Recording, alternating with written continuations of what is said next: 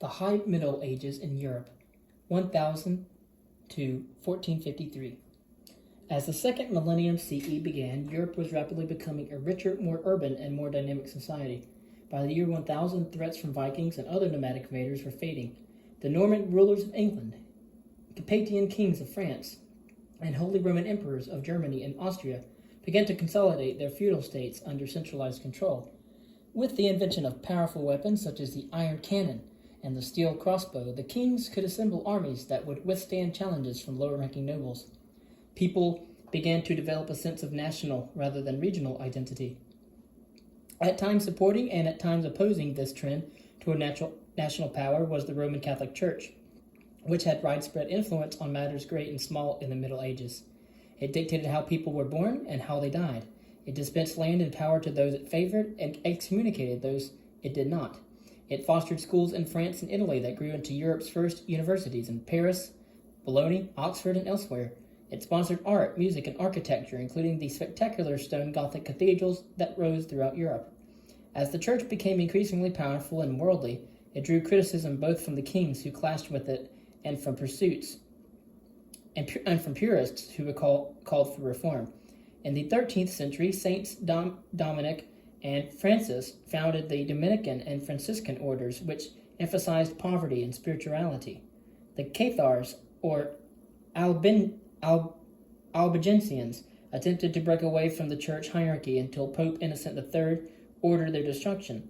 By the 14th century, the church reached a crisis during the Great Schism, when two popes were elected, one in Rome and the other in Avignon, with secular powers in Europe backing one or the other. Only in 1417 did the various factions agree to return to one pope in Rome, but by then the damage was done. The church never regained complete authority. Meanwhile, the standard of living was rising across Europe. Farmers, using improved plows, horse collars, and horseshoes, grew much more on their lands. New windmills and watermills allowed owners not only to grind foods but also to power machinery for making cloth and for forging metal. In Italy, particularly, merchants profited from trade with the East and set up a system of banking. The invention of gunpowder migrated across Eurasia, being adapted, changed, and improved by states, craftsmen, and soldieries in the Middle East, Central Asia, and Europe. As commerce stimulated the growth of European cities, merchants and craftsmen established guilds that set standards and rules for creating products and regulating trade. An apprentice could serve up to 12 years before becoming a master. Merchants also formed guilds to deal with political superiors who charged heavy taxes. Sometimes guilds became monopolies that made it difficult for journeyman craftsmen to become masters. Despite its prosperity, two huge blows damaged medieval Europe in the 14th century. The first was a series of famines and devastating plagues that reduced the population by as much as a quarter in the middle of the century. The second was the 100 Years' War, a conflict that began in 1337 when Philip VI of France laid claim to a rich area in southwest France held by the English known as Gascony, and Edward III of England declared himself King of France. The war between England and France actually lasted more than a century, from 1337 until 1453, but fighting was not continuous. The English won most of the important battles, including in 1346 and Agincourt in 1415. By using the new longbow, they could loose arrows from 400 yards, while the French were still using short-range crossbows. English forces began experimenting with gunpowder, firing missiles through a long tube lighted by a match. By the end of the 100 Years' War, cannons were in use, which rendered both knightly armor and town fortifications, as well as castle fortifications, ineffective against assault. Inspired by a young girl named Joan of Arc, the French rebounded. Joan led them to victory at Orleans, but was captured by the English and eventually burned at the stake. Her courage continued to be an inspiration for the French, who eventually ended the war by driving the English out of France, except for the port of Calais, and even that returned to France in 1558.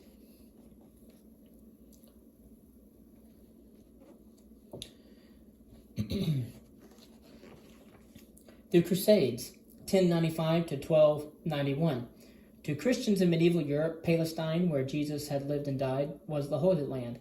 After Muslims took Palestine in the 7th century, Christians were still allowed to make pilgrimages to their sacred sites.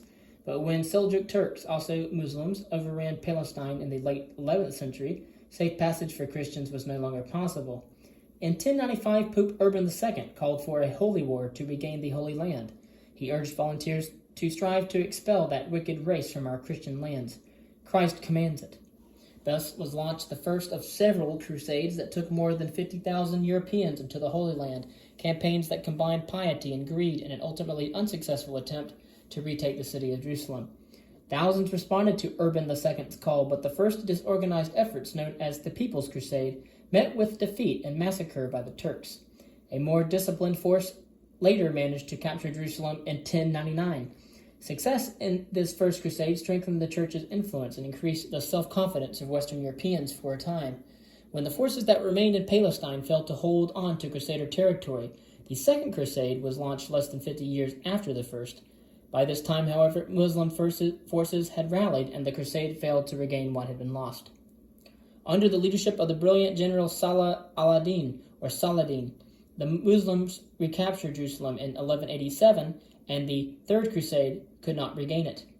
Diseases sweeping Europe impeded expansion into the Holy Land. In the Fourth Crusade, instead of pursuing infidels, Western Christians turned against the Eastern Christians of the Byzantine Empire and sacked Constantinople.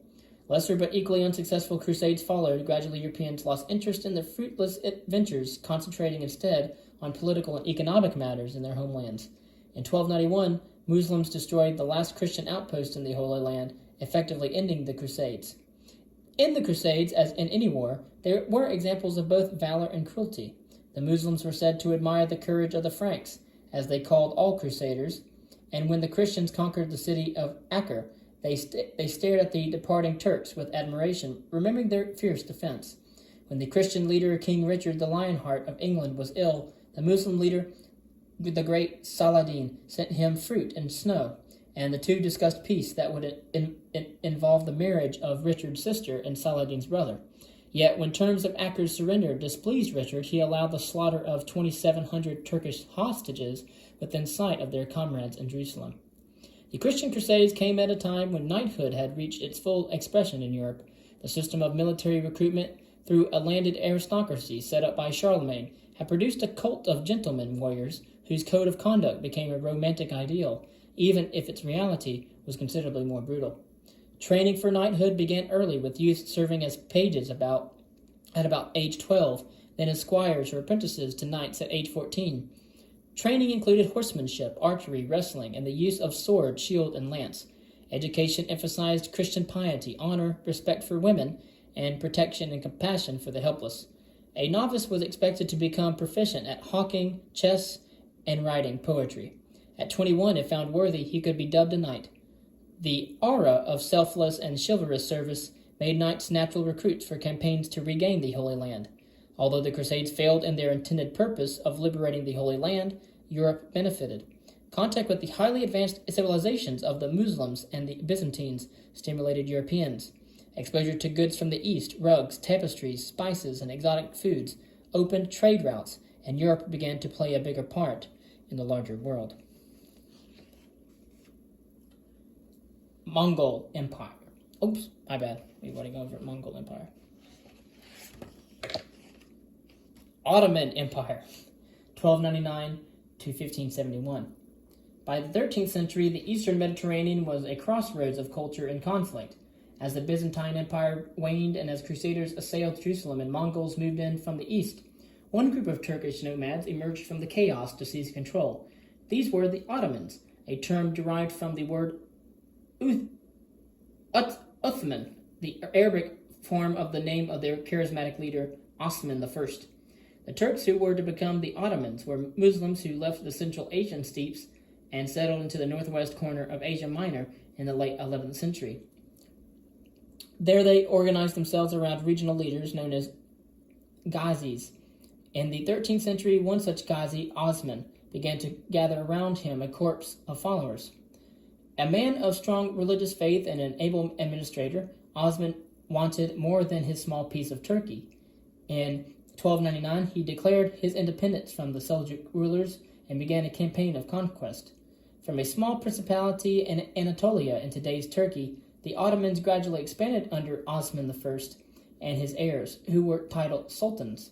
Conquest of the city of Bursa in 1326 and the emirate of Karasi in 1345 brought them to the shores of the Mediterranean. Crossing the Dardanelles, they acquired their first foothold in Europe by capturing Gallipoli. By 1393, Bulgaria became part of their growing empire. The military feats of others aided the Ottomans. They moved into Anatolia after the Mongols defeated the Seljuk Turks. Successes in Bulgaria followed the sacking of Constantinople and the weakening of the Byzantine Empire by Christian soldiers of the Fourth Crusade.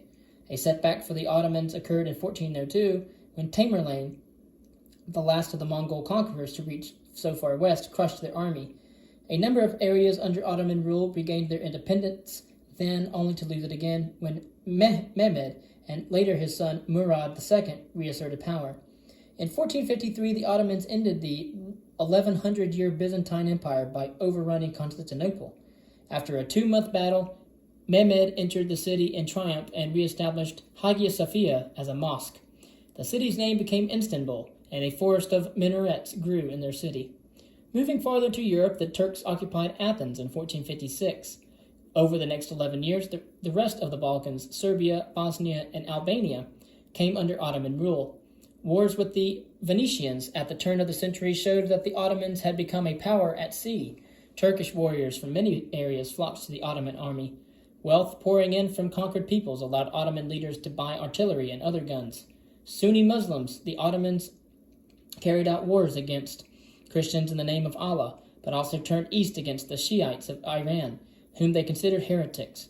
Under Sultan Selim the Grim, the Ottomans took Syria and Cairo from the Mamluks, who had ruled Egypt for more than 250 years. By the mid-1500s, Sultan Suleiman I the Magnificent to Westerners and the Lawgiver to his subjects had pushed the empire to its largest extent.